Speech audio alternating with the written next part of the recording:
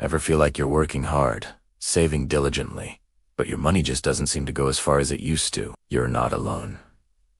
It's a frustrating feeling, like running on a treadmill that's slowly speeding up. The culprit often isn't your spending habits, but something much bigger. Currency devaluation. This is when your local money loses its purchasing power against other, more stable currencies, like the US dollar. Imagine you saved 10,000 units of your local currency last year. At the time, it could buy you a nice used car. But a year later, due to devaluation, that same amount of money can only afford the down payment. The car's price didn't necessarily go up.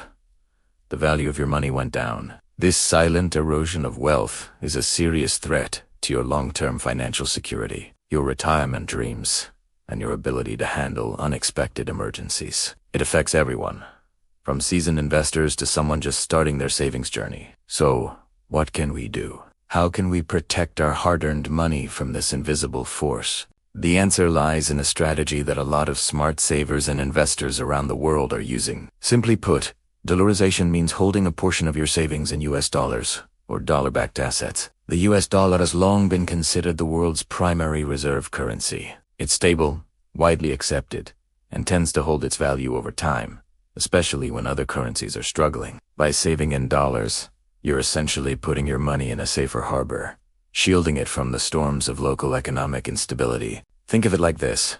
You would unstore all your valuable possessions in a house with a leaky roof, right? You'd find a secure place. Saving in dollars is like moving your financial valuables to a more secure location. It's not about abandoning your local currency entirely, but about smart diversification. It's about building a financial fortress that can withstand economic shocks. Now, you might be thinking, this sounds complicated. I'm not a Wall Street expert. How can I even start saving in dollars? That's the great news. In today's digital world, it's easier than ever before. You don't need a massive fortune or a fancy financial advisor to get started. There are multiple accessible strategies, and today, we're going to break down some of the most practical and popular ones. We'll cover everything from simple digital dollar accounts to more advanced investment options, so you can find the right fit for your goals and your comfort level. Let's start with the most straightforward method: opening a US dollar bank account. Many banks, both local and international, offer foreign currency accounts. This allows you to directly deposit money and hold it in US dollars. The process is often as simple as opening a regular bank account. You'll need some identification documents and to fill out some forms. Once it's set up, you can transfer money from your local currency account into your dollar account. The key benefit here is simplicity and security. Your money is held in a bank.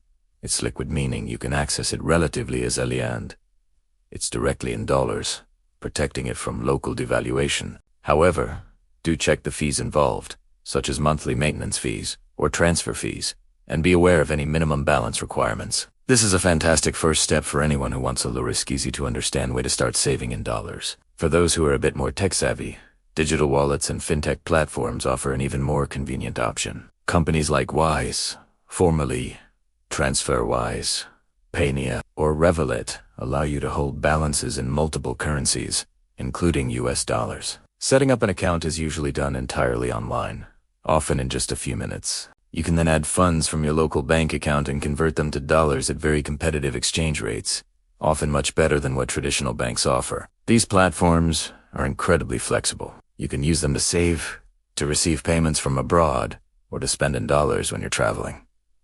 The user interfaces are designed to be simple and intuitive. The main thing to look out for is that while many of these companies are regulated, they might not offer the same level of deposit insurance as a traditional bank. So, it's a good idea to use them for a portion of your savings, but maybe not your entire life's savings. Now, let's talk about taking it a step further. Simply holding dollars is great for preserving wealth.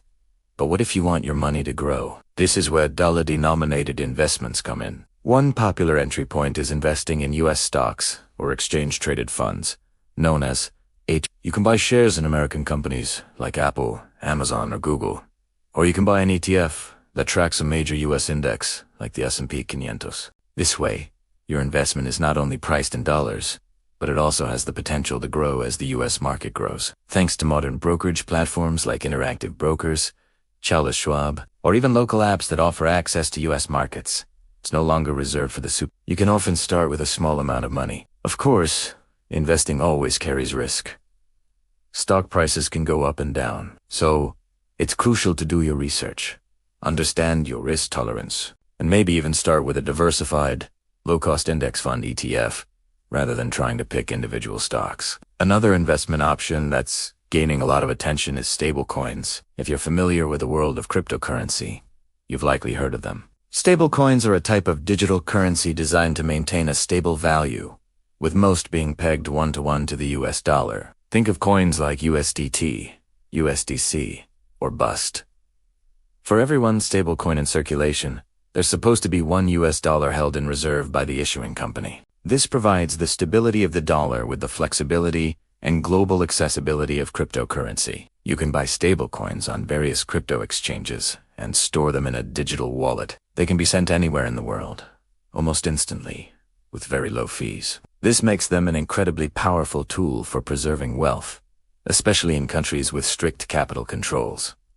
The main risk here is regulatory and custodial. You need to trust that the company issuing the stablecoin actually has the reserves they claim to have, and you need to secure your own digital wallet properly. So, how do you choose the right strategy? It really depends on you.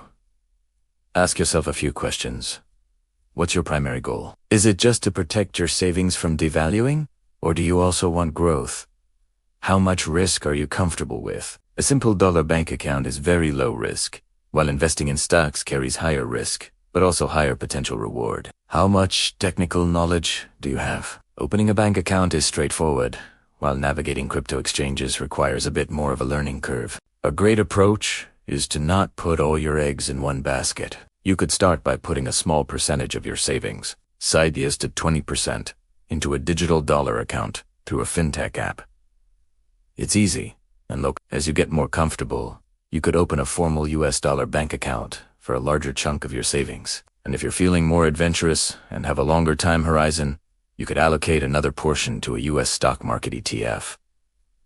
This layered approach diversifies your strategy and balances security with growth potential. The most important thing is to start. Don't wait until your currency has lost another 20% of its value. The earlier you begin to build your dollar-based savings, the more protected you will be. Start small, learn as you go, and gradually increase your allocation. Knowledge is your best defense against financial uncertainty. By understanding how currency devaluation works and what tools are available to you, you are taking a massive step towards securing your financial future. You're moving from being a passive victim of economic forces to an active protector of your own wealth. It's about taking control.